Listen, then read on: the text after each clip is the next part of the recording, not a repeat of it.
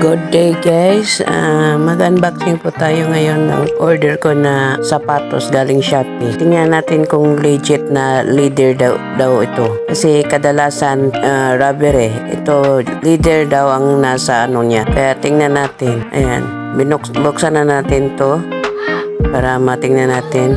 Nabili ko lang ito ng sa halagang 249 at pati ang shipping, nabayaran ko ng 251 kasi may voucher ako. Yan, tingnan natin guys. Okay, sige. Yan. Tingnan natin kung legit ba na leather to. Yan. Wala pa namang box. Pero okay lang yun. Hindi naman importante yung box. Ang importante yung sapatos. Kung totoo ba na leather.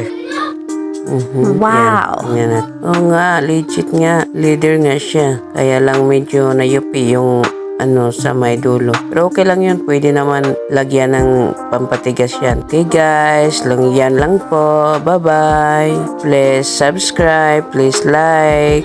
Thank you.